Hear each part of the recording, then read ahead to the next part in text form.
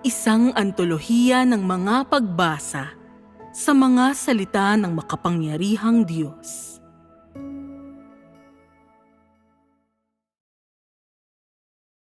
Ang Diyos mismo ang natatangi. 5, ang kabanalan ng Diyos. 2,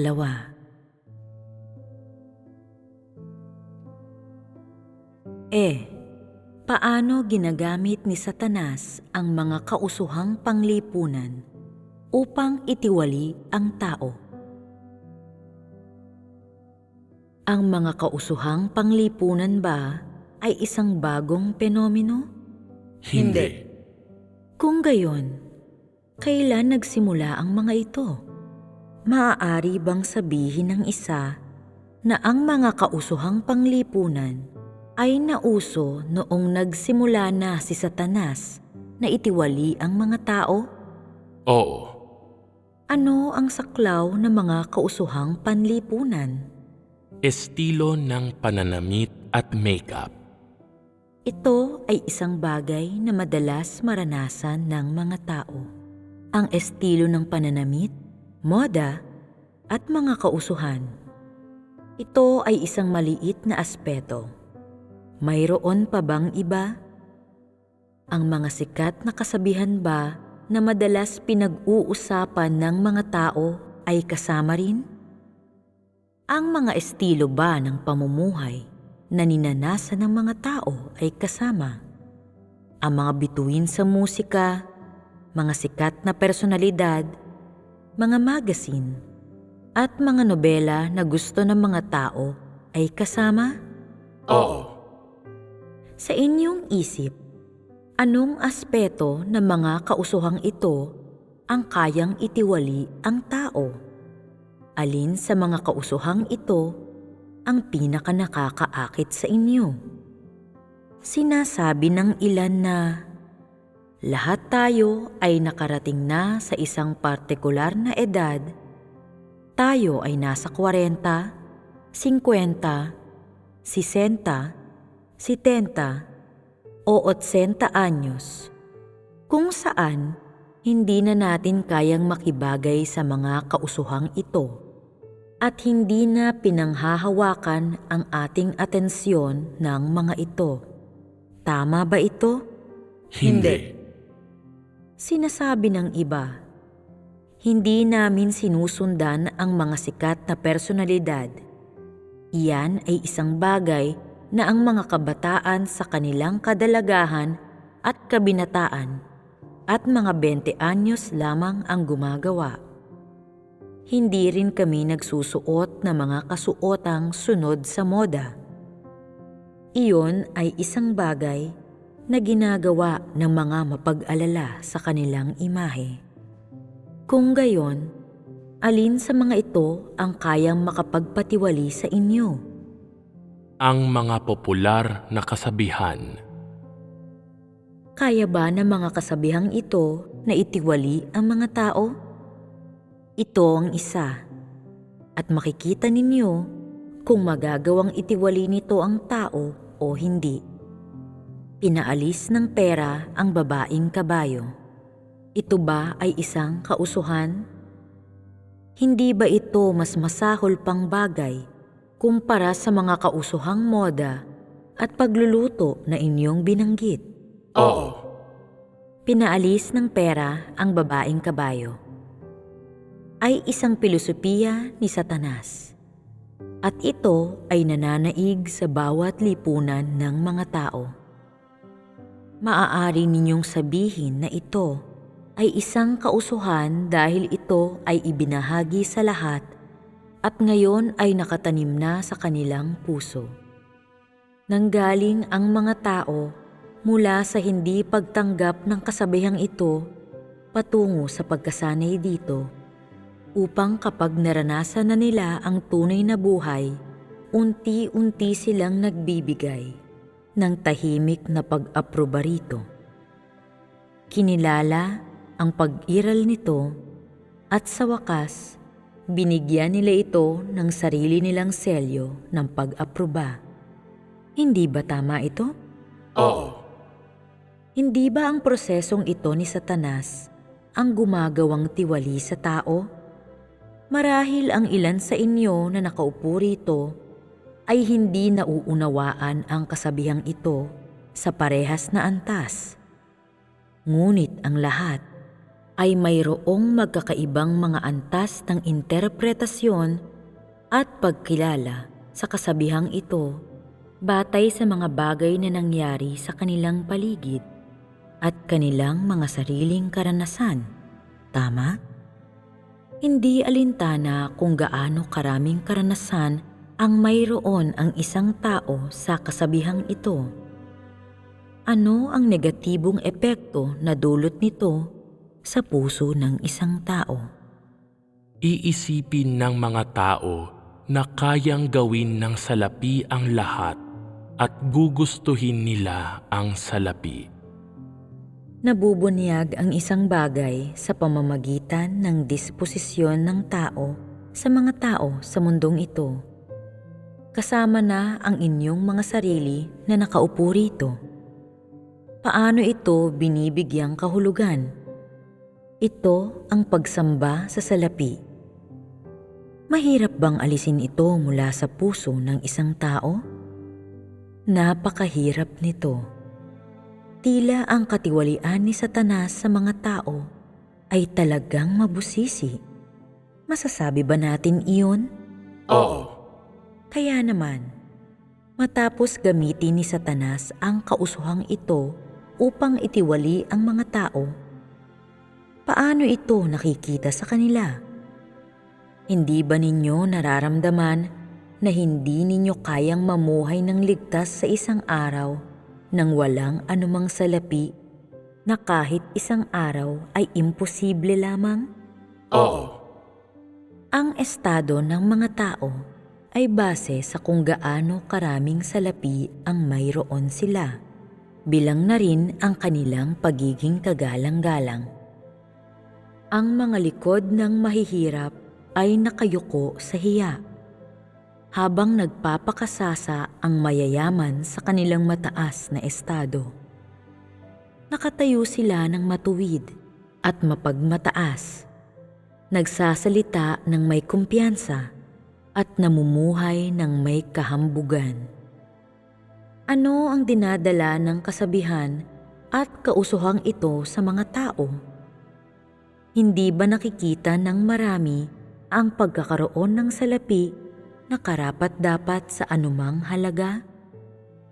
Hindi ba isinasakripisyo ng marami ang kanilang dignidad at katapatan sa paghahanap ng mas maraming salapi?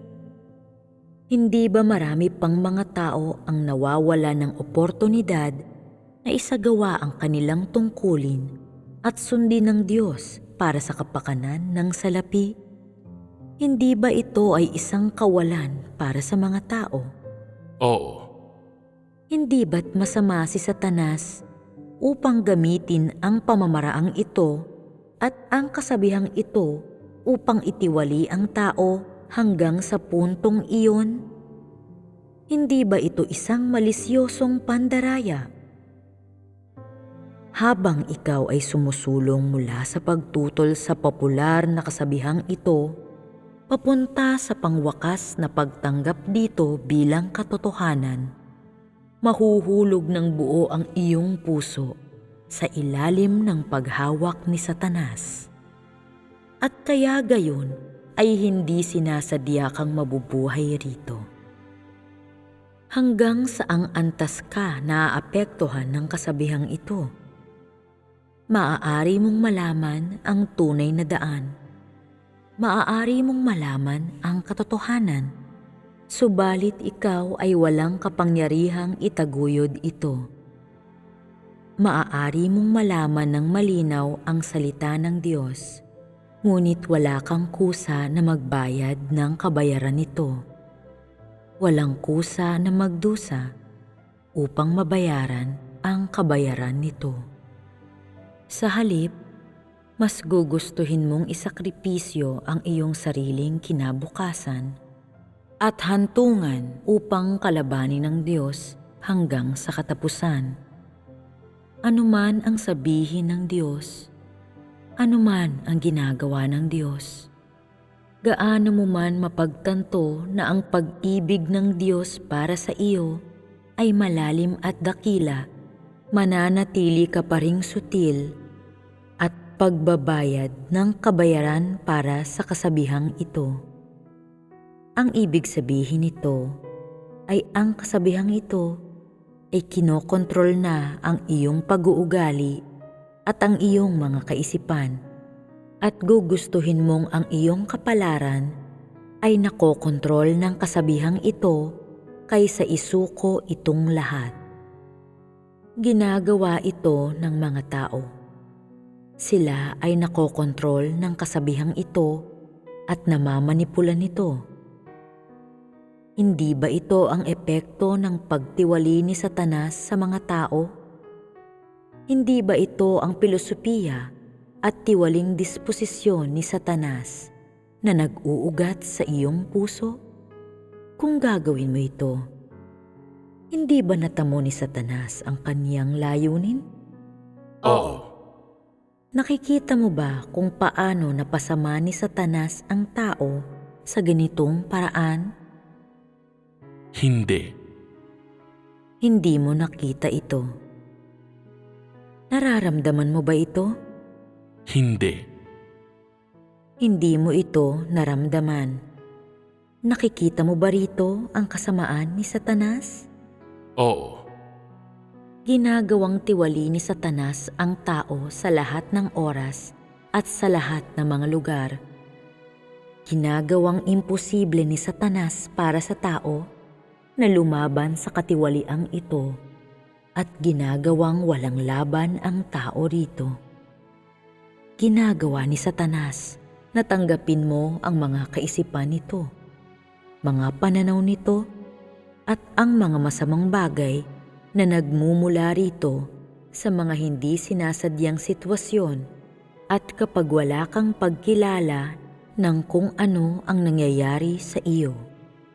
Buong tinatanggap ng mga tao ang mga bagay na ito at hindi tumatanggap ng pamumukod sa kanila. Minamahal nila at pinanghahawakan ang mga bagay na ito na parang isang kayamanan. Hinahayaan nila ang mga bagay na ito na manipulahin sila at paglaruan sila. At ito ay kung paano lumalalim ng lumalalim ang katiwalian ni Satanas sa tao. Ang maraming nailarawang mga pamamaraan noong nakaraan na ginagamit ni Satanas upang itiwali ang mga tao ay halata at naranasan ito ng lahat.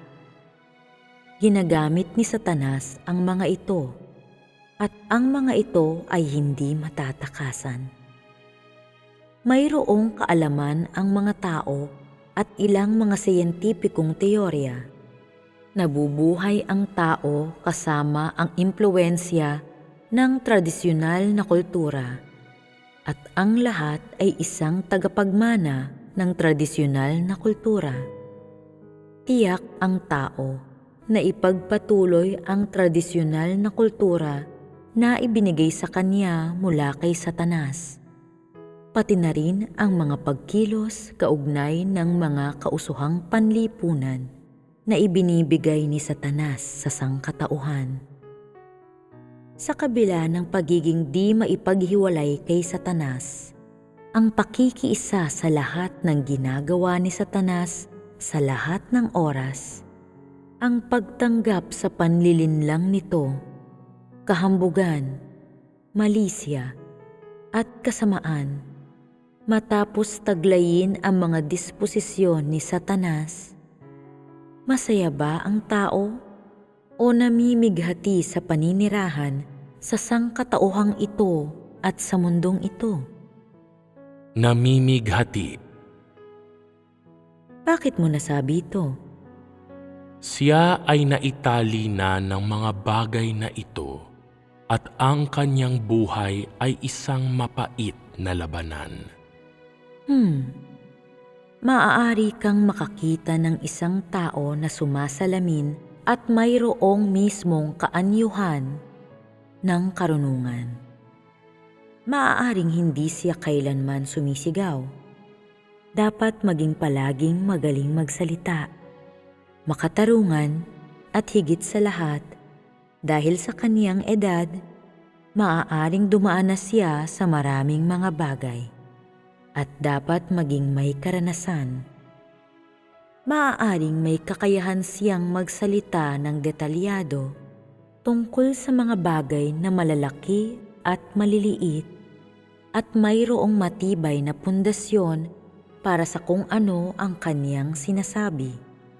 Maaari rin siyang magkaroon ng isang pulutong ng mga teorya upang tayahin ang katotohanan at dahilan ng mga bagay.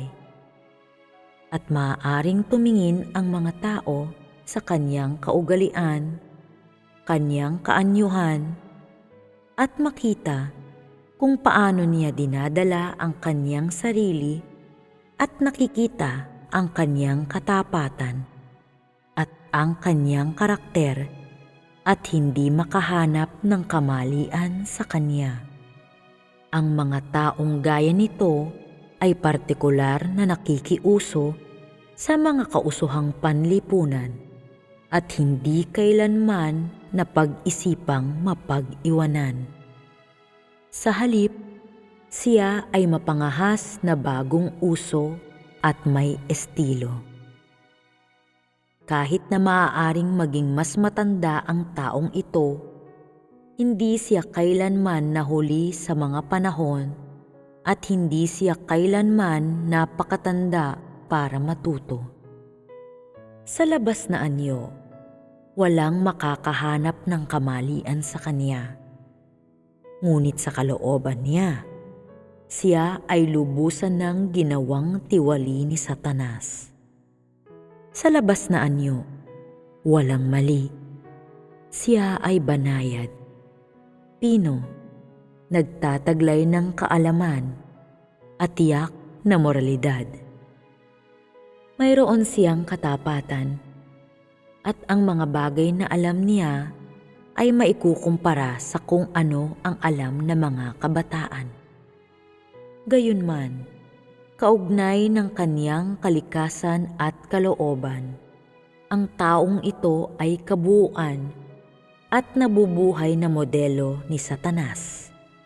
Siya ang kapilas ni Satanas. Ito ang bunga ng katiwalian ni Satanas sa mga tao.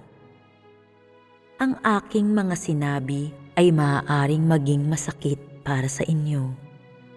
Ngunit totoo ang lahat ng mga ito.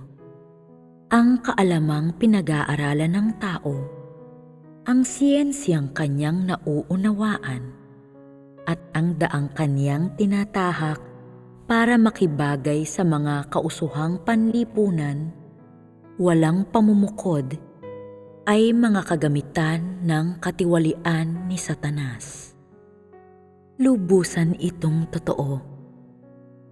Kung gayon, naninirahan ang tao sa loob ng isang disposisyon na ginawang tiwali ng tuluyan ni Satanas, at walang paraan ang tao na malaman kung ano ang kabanalan ng Diyos o ano ang kalooban ng Diyos.